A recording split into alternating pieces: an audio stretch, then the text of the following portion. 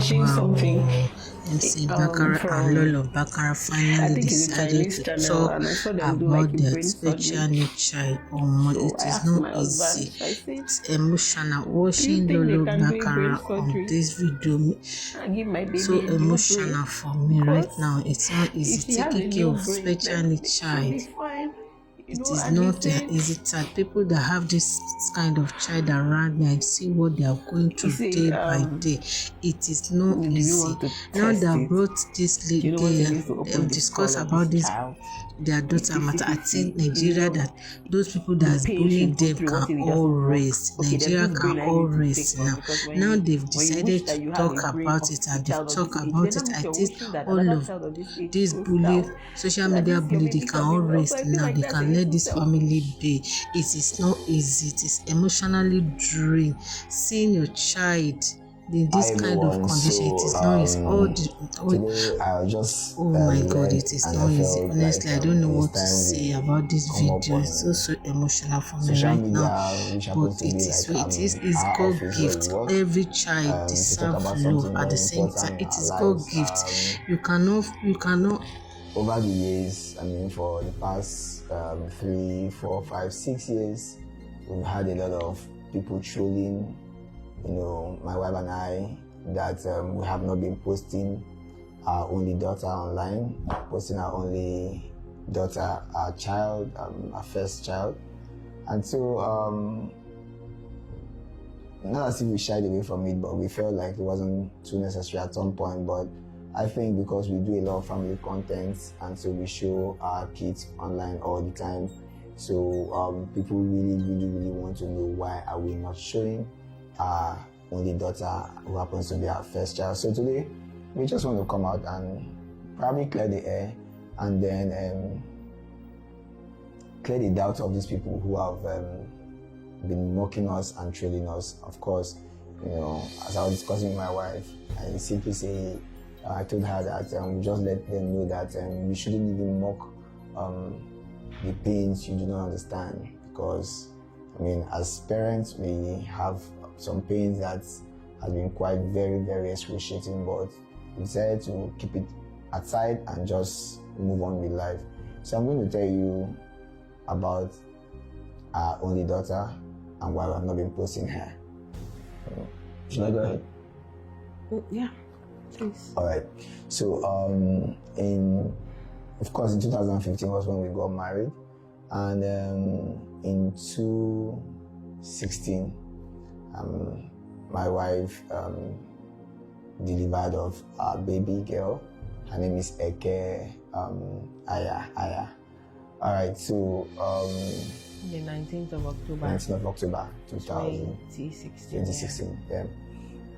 So now that night was one of the most horrible nights in our life, like very horrible night.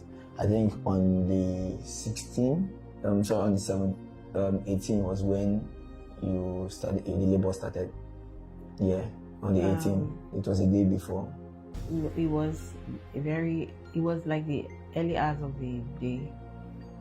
Early hours of the 19th. Yeah, okay, it was morning. The early hours of the 19th. Okay. That was when the labor started. In the morning. And we had a good progression of labor according to the medical teams that checked us. And of course, during the antenatal and the checkup from the doctors, everything was fine. Even the placenta position, the water in the, everything was fine basically up until the time for delivery, and I think at some point in the hospital, of course, we're in a public hospital, government hospital, and at some point when I was going through my pain, it was like, I think it was like it was not a medical personnel that checked me at some point. I feel like the nurses, everybody just went to go and rest, and the person I saw that was trying to clean the room, so I just assumed that might be a cleaner or something that was now checking me at some point, but I had progressed greatly, and then the doctor came out like, okay, in the next few minutes or so, not up to an hour, you're going to have to start entering to push up, so that was the plan. And by the time it was time to push, we had some issues, and the baby's head will be coming out, and somehow it will slide back in. I don't know. The nurses were like shouting, and at some point they're not like that. I should not allow the baby. They were acting as if maybe I was the one that was sucking the baby back inside of my body, and or pushing the baby back. But the baby's head will crown. They'll be like push, that kind of thing. But at the end of the day, the baby came out. Baby was stressed, and baby was not crying or breathing. Not crying. Let's say not crying. I think from that point, let me share my experience. I at least I saw some things happening inside there. Okay. So I don't know when they called you. Okay. But from my own point of view, the inside of the place, baby came out. They now, you know how they try to tap the baby. They now said, okay, oxygen, bring the oxygen, just casually, So you think that, okay, there's oxygen in the room. So they brought one container. So they carried that container and press straight to the baby's nose, poke up. And they're like, it's empty. They said, this thing is empty. There's no oxygen here. Can you go bring oxygen? So that's where the whole drama started. So, so baby was brought out, with an oxygen mask, with a cylinder, and of course, the cylinder was not producing oxygen, but rather, some sort of water.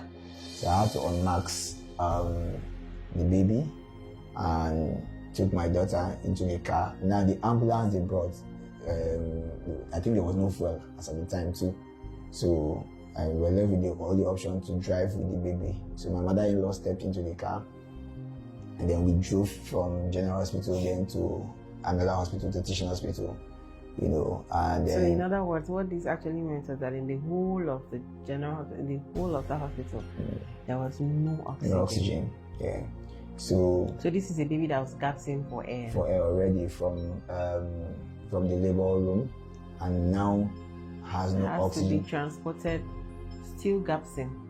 For about over 5 to 10 minute distance, and then even getting to Teaching Hospital again, we have to start filling forms and buying cards and all of that. And then the oxygen was still not in the building, so they had to send someone they had to say one of you people had to go to outside of there, down a little bit to get the oxygen, because distance. I was there with my friends as well.